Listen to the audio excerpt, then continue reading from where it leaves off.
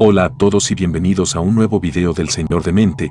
Hoy veremos historias impactantes que nos muestran cómo ciertas influencias pueden llevar a personas a cometer actos desgarradores. Veremos casos que desafían nuestra comprensión de la naturaleza humana y nos dejan reflexionando sobre el poder de las ideas y los personajes en la mente de los más vulnerables. Prepárense para ver estos eventos inquietantes y trágicos que desafían nuestra percepción de la realidad. Comencemos.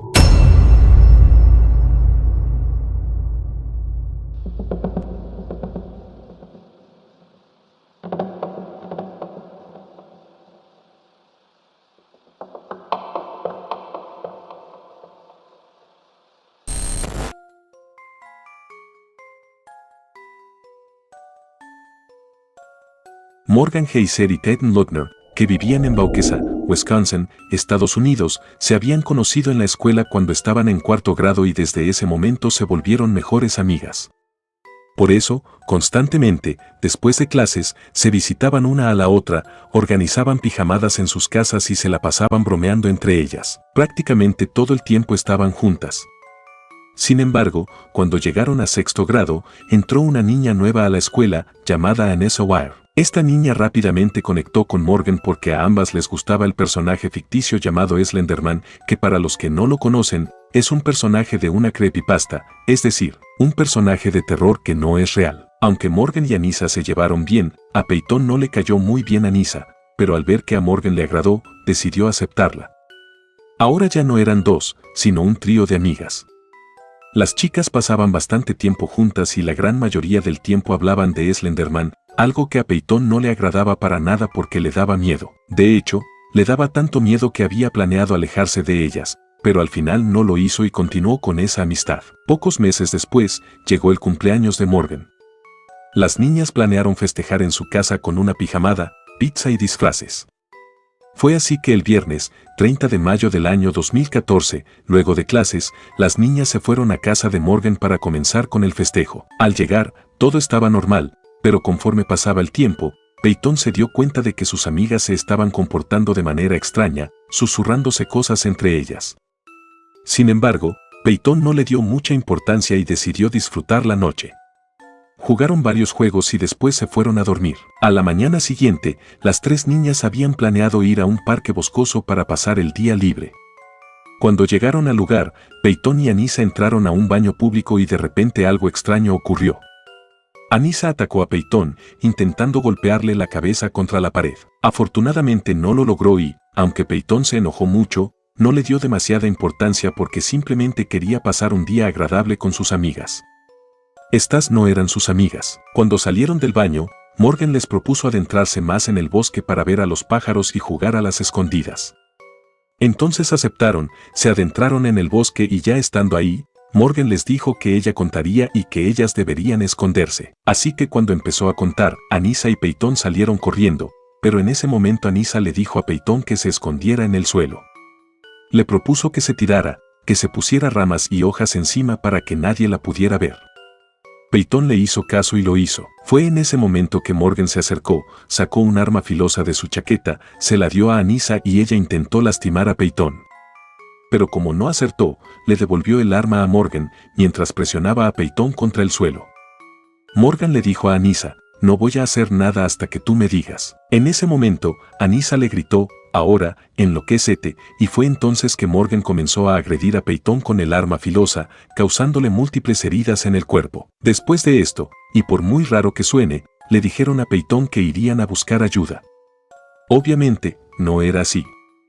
Estas dos se dirigieron al baño de un supermercado en donde se limpiaron las manchas de sangre de Peyton, mientras ella estaba en el bosque tirada desangrándose. A pesar de que se encontraba demasiado débil, increíblemente Peyton sacó fuerzas de donde pudo y se arrastró hasta un camino cercano donde pidió ayuda a un ciclista. Este hombre llamó a emergencias y de inmediato enviaron a la policía y una ambulancia. Cuando ellos llegaron, comenzaron a preguntarle a Peyton qué había pasado, quién le había hecho eso, y la niña contestó que la culpable era su mejor amiga llamada Morgan. Peyton fue llevada de emergencia al hospital, donde entró directamente al quirófano. Tenía heridas en brazos, piernas, perforaciones en el páncreas, hígado, estómago y diafragma. Además, tenía una herida muy cerca del corazón. Los padres de Peyton fueron avisados por la policía y esperaron aproximadamente 6 horas mientras la niña salía de cirugía. Esa cirugía fue todo un éxito y solo fue cuestión de tiempo para que Peyton se recuperara. Ahora, ¿qué pasó con las niñas que intentaron matar a Peyton? Resulta que la policía las encontró sentadas cerca de una carretera. Tenían una bolsa en la que estaba el arma filosa y aún tenían manchas de sangre en su ropa. Entonces, Morgan y Anissa fueron llevadas a declarar. Lo turbio de esta historia es que Anissa parecía ser la única niña que estaba arrepentida de lo que había hecho, aunque solo un poco, porque no se veía como que realmente sintiera la culpa. Pero Morgan no tenía ni un poco de remordimiento. Incluso, antes de declarar, se le vio bailando y haciendo caras frente a la cámara, como si se tratara de un juego. Les estoy hablando de la cámara de interrogatorio. Cuando le preguntaron directamente si se arrepentía de lo que había hecho, ella, con toda tranquilidad, dijo: «Lo he pensado, pero decidí que el arrepentimiento no me lleva a ningún lugar. Es más fácil vivir sin culpas». Luego de esto, le preguntaron por qué quería matar a su amiga, qué le había hecho para que hiciera todo eso, y ella simplemente contestó que era necesario para calmar a Slenderman. Les recuerdo que Slenderman es un personaje ficticio de una creepypasta, algo así como El Coco, una historia de terror, solo que más actual. En su declaración, Morgan dijo que lo había hecho para proteger a sus familiares, según ella, porque Slenderman los podía lastimar y que con esto que hicieron, le estaban probando su lealtad. Según ellas, se irían a vivir con él en su mansión. Todo este plan lo habían organizado desde hacía meses, incluso habían inventado un vocabulario en código para hablar entre ellas. Estas dos niñas no querían que nadie se enterara de su plan y lo más turbio de este caso es que lo habían intentado 2 veces, una mientras dormían el día de la pijamada y la otra en el baño público. La tercera fue la que les conté. También se supo que el arma que habían utilizado la agarraron de la cocina de la casa de Morgan. Para el año 2017, Anissa se declaró culpable del intento de homicidio en 2º grado y fue sentenciada a 25 años en una institución psiquiátrica porque fue declarada enferma mental. Morgan también se declaró culpable de intento de homicidio en 1er grado y fue condenada a 40 años de reclusión en una unidad mental con tratamiento psiquiátrico. Esto fue luego de que le diagnosticaran esquizofrenia y trastorno desafiante, ya que desde muy pequeña escuchaba voces y tenía alucinaciones. En el año 2021, Morgan presentó una carta al tribunal en donde dijo que estaba realmente arrepentida, que odiaba las acciones que había cometido, pero que gracias a la terapia había logrado superarlo. Gracias a eso, en julio del mismo año, el juez ordenó que Morgan fuera liberada, pero con varias condiciones que incluían un administrador del caso que supervisara su medicación para el trastorno de estrés postraumático, la ansiedad y un trastorno de personalidad. También se le impuso un GPS las 24 horas, no salir del condado de Waukesha, no podía usar su teléfono para internet ni mucho menos en las redes sociales. Tampoco podía consumir sustancias nocivas, alcohol o tener algún tipo de arma. Y obviamente, lo más importante, no podía tener ningún tipo de contacto con Peyton. Afortunadamente, en este caso, Peyton logró sobrevivir, pero lo que vivió obviamente le generó miedo y traumas. Después de eso, se le hizo difícil confiar en alguien.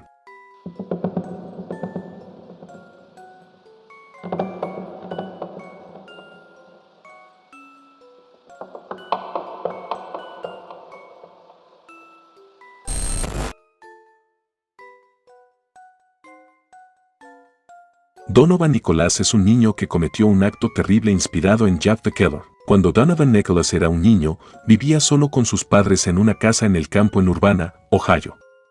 Sin embargo, esto cambió en un momento de su infancia porque pasó a tener una nueva figura materna. Su padre, Sean Nicholas, se emparejó con una mujer llamada Hattie Taylor, quien ya tenía 2 hijos, Todd y Elise. Todos empezaron a vivir juntos. Al principio, las familias no se llevaban muy bien. Por ejemplo, Todd se divertía mucho molestando a Nicolás. En el año 2016, todo empezó a cambiar. Los 2 hijos de Heidi crecieron y decidieron mudarse, lo que dejó a Donovan, ya con 13 años, como el único niño viviendo allí. Con Hattie se llevaba bien, incluso la llamaba mamá. Donovan era estudiante de la escuela secundaria Graham y era un niño normal, le iba muy bien en todas las materias y tenía buena disciplina. Sin embargo, esto poco a poco empezó a cambiar. Donovan empezó a responder y a comportarse mal, y su familia solo pensó que era la pubertad, esos cambios que uno afronta cuando comienza la adolescencia. pero realmente no era eso. A Donovan le encantaban los creepypastas.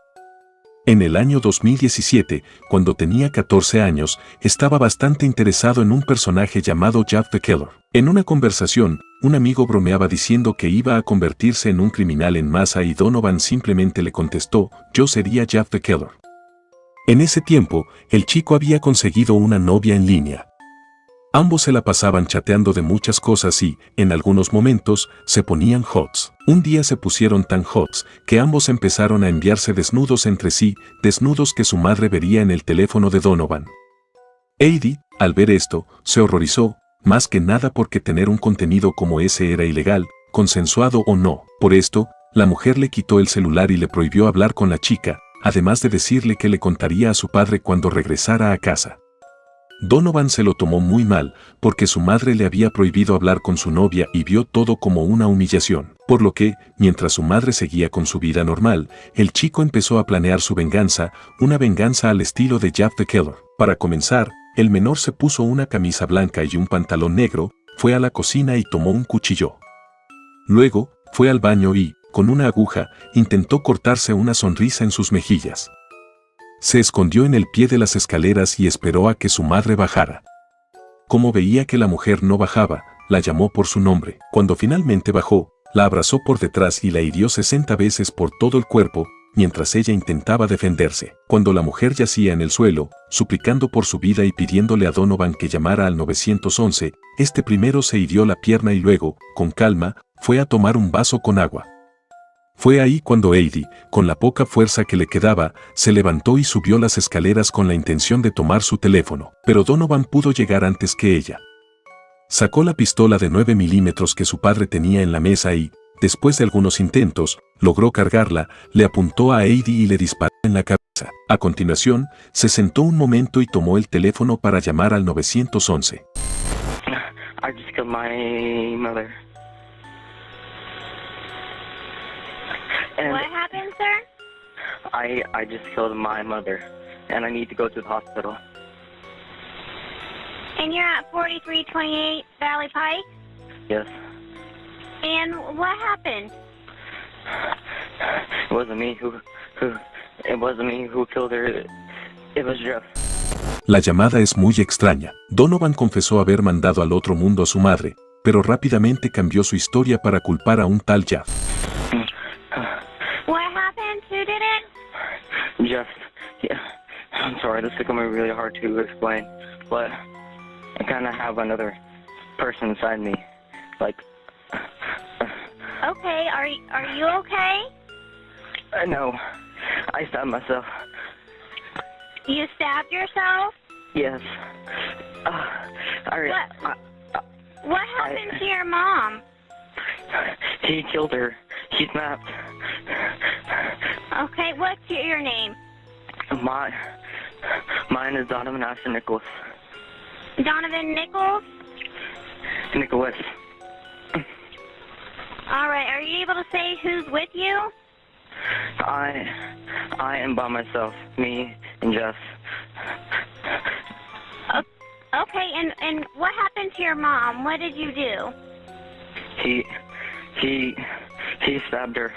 Then he shot her. Le dijo a la operadora que tenía otra persona dentro de él y que está mandando al otro mundo a su madre y que se hirió a sí mismo por culpa de él. But I swear it wasn't me. It was Jeff. Jeff is inside me. Jess is inside you? Yes. Okay.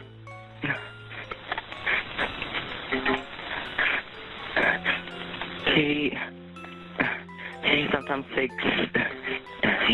takes control. And I have no control over him. Finalmente, la policía llegó a la casa y lo inmovilizó. La policía inmediatamente esposó a Donovan. Este les dijo un montón de veces que no fue él quien hizo eso, sino Jeff. Donovan? You okay? Anybody else here?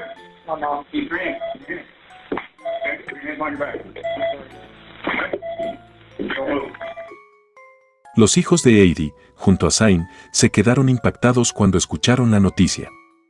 No podían creer que Donovan podía hacer algo así. El Tribunal de Menores del Condado de Champaign transfirió el caso a un tribunal de adultos por sugerencia de un fiscal de la ley de Ohio, ya que creían que no era susceptible de recibir atención o rehabilitación en el sistema juvenil y que la seguridad de la comunidad requería que estuviera sujeto a sanciones de adultos. El juicio comenzó en el año 2018, cuando Donovan tenía 16 años. En él, siguió afirmando que Jeff Keller fue el culpable de todo y no él.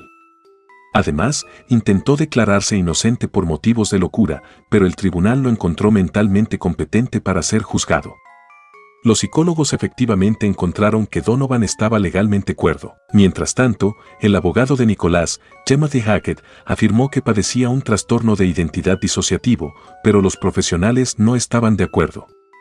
Creían más bien que Donovan, antes de mostrar síntomas reales del trastorno, estaba interpretando el papel de su personaje favorito. El abogado también afirmó que, según algunos psicólogos, Donovan luchó contra la depresión y las autolesiones, dando crédito a sus afirmaciones de una enfermedad mental más grave. Ante esto, el tribunal ordenó al Dr. Daniel Rinco que realizara una evaluación del estado mental de Donovan. Este concluyó en su informe que Nicolás podría recibir tratamiento dentro del sistema juvenil. Dijo, entre otras cosas, que era increíblemente raro que alguien tan joven como Donovan tuviera un trastorno de identidad disociativo. Además, dijo que los adolescentes con este trastorno rara vez muestran violencia. Este se disculpó y dijo que no había razón ni excusa para su conducta. Además, expresó su intención de recibir tratamiento de salud mental, aún insistiendo en que Jeff Keller vivía en su mente. La condena unos años después cambió. Donovan, junto a su abogado, durante los años siguientes intentaron apelar.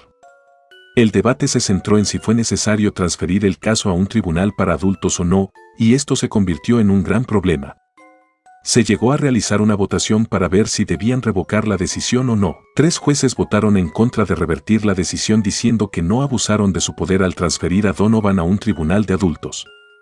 Sin embargo, 4 jueces votaron a favor de revocar la decisión. Todo esto ocurrió porque al comienzo transfirieron el caso a un tribunal de adultos porque creían que Donovan no podía recibir tratamiento en un sistema juvenil, pero después, con los hallazgos del psicólogo, se descubrió que sí y los jueces revocaron su decisión.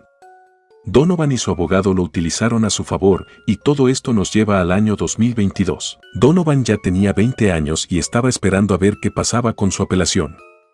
A todo esto, por todo lo que pasó anteriormente, su caso regresó al Tribunal de Menores. El 16 de junio de ese año, se declaró culpable de desvivimiento con agravantes, con una especificación de delincuente juvenil grave. Donovan le dijo al juez que nunca había intentado buscar atención de salud cuando era niño porque temía meterse en problemas y confiaba en alguien. No tenía restricciones a su libertad porque la Corte Suprema de Ohio anuló la condena, por lo que al día de hoy, Donovan está libre.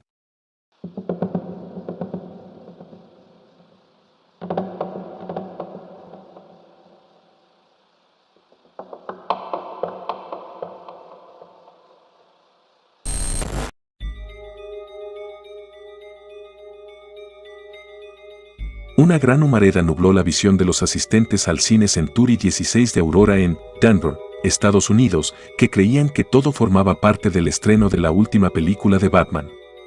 Sin embargo, varios disparos les alertaron de que aquello no correspondía a ninguna escena de El Caballero Oscuro, la leyenda renace. Un hombre enmascarado ataviado con chaleco antibalas y un fusil de asalto en las manos les advertía que no se moviesen.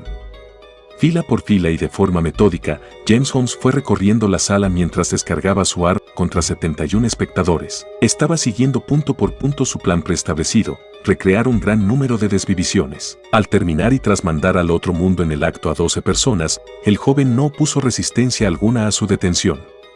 Cuando la policía le dio el alto, él respondió: «Soy el Joker». Nacido en San Diego, California, el 13 de diciembre de 1987, James Egan Holmes creció en una familia de clase media en la que su madre trabajaba como enfermera y su padre era científico y matemático. Ya desde niño mostró interés por la informática.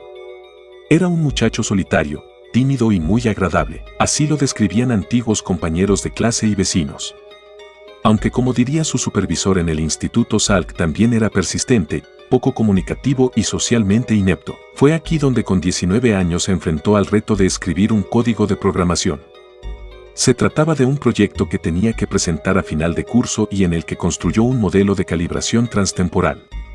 Después estuvo en la Universidad de California y en el verano de 2008 fue monitor de niños discapacitados. En 2010 se graduó en neurociencias con una de las notas más altas de su promoción. En las cartas de recomendación que le hicieron describieron a Holmes como un líder grupal muy eficaz, una persona que asume un papel activo en su educación y trae al salón de clases una gran cantidad de madurez intelectual y emocional. Durante este periodo, Holmes utilizó los servicios de salud mental del campus y acudió a 3 psiquiatras distintos. Él mismo les advirtió de su posible enfermedad mental, un trastorno denominado manía disfórica. Este sugiere un episodio depresivo grave acompañado de una psicosis maníaca. Es decir, la pérdida de la realidad externa, y el crimen que cometió entraba dentro de estos posibles parámetros. Holmes sentía que ya no era una buena compañía para nadie, y así se lo hizo saber a su compañero de piso en un mensaje de texto enviado un mes antes del crimen. «Soy una mala noticia», le escribió. Pero jamás le habló del episodio violento que quería protagonizar. Mientras tanto, este fanático del personaje de Batman y de todas sus películas siguió planificando el ataque. Para ello compró legalmente todo un arsenal de armas. Primero fue una pistola Glock en una tienda de Aurora, después una escopeta Remington .870 en otro establecimiento de Denver, para más tarde adquirir un fusil semiautomático AR-15 de tipo militar, y una segunda Glock. Todo ello entre el 22 de mayo y el 6 de julio de 2012. Además, se valió de internet para comprar la munición. Un total de 3.000 balas para las pistolas, 3.000 proyectiles para el AR-15 y 350 cartuchos para la escopeta, aparte de un chaleco de combate Black Hawk, 2 portacargadores y un cuchillo. Aquella espiral de violencia emergió la noche del 20 de julio. El cine Century 16 de Aurora proyectaba la nueva película de Batman, El Caballero Oscuro, la leyenda renace. La expectación era máxima y los seguidores del personaje de cómics se disfrazaron para la ocasión. Este detalle le sirvió al homicida para pasar desapercibido. Con el pelo teñido de color rojo y ataviado con un chaleco antibalas, una máscara antigases y un casco, Holmes cargó su coche con las armas previamente compradas y se dirigió al cine. Media hora después del inicio del filme protagonizado por Christian Bale, el muchacho entró por la puerta de emergencia del local, lanzó 2 botes de humo y una espesa humareda, desconcertó a los presentes. «No quieres creer que es real, pero lo es», contó el superviviente Jacob Kane al darse cuenta que no era ciencia ficción. Tras disparar varias veces hacia el techo, Holmes inició su particular cacería. «Todo el mundo pensó que eran fuegos artificiales o algo por el estilo», aseguró otro testigo. Escalón a escalón, el criminal fue subiendo los pisos que conformaban la sala y donde se concentraban numerosos espectadores. 71 inocentes comenzaron a gritar y a intentar huir. Hizo los disparos al azar, sin tener un objetivo concreto. Todos los presentes eran una amenaza para él, incluidos una niña de 6 años y un bebé de 3 meses. Holmes utilizó 3 de sus armas durante el crimen, primero el fusil semiautomático AR-15, después la escopeta Remington calibre 12, para terminar con una de las Glock. Cada vez que se quedaba sin balas volvía a recargar el arma. Y así durante varios minutos. Algunos de los que pudieron escapar y refugiarse en el exterior del cine llamaron a emergencias y en menos de 90 segundos se personaron varias patrullas de policía. Cuando llegaron, el escenario era desolador, había 12 personas mandadas al otro mundo. Busqué su pulso, estaba desvivida, declaró el sargento Gerald Johnsgard, uno de los primeros agentes en llegar al recinto y encontrarse a la niña de 6 años con sendos disparos. Junto a la pequeña había charcos de líquido rojo, personas que fueron mandadas al otro mundo en el suelo, gente herida gritando, supervivientes escondidos.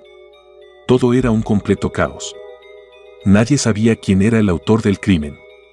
Fue casualidad que detuviesen a Holmes. Cuando el oficial Jason Ovaed se aproximó al criminal en el aparcamiento, creyó que era otro compañero dada su indumentaria. Pero su actitud y las armas que guardaba en su vehículo le señalaban como el posible responsable. En cuanto le preguntaron quién era, él mismo dijo, «Soy el Joker». Y procedieron a su detención. Estaba completamente sumiso, muy relajado, no reaccionaba con normalidad ante nada. Estaba muy distante. Parecía estar en otro lugar, desorientado, declaró el agente Oviatt.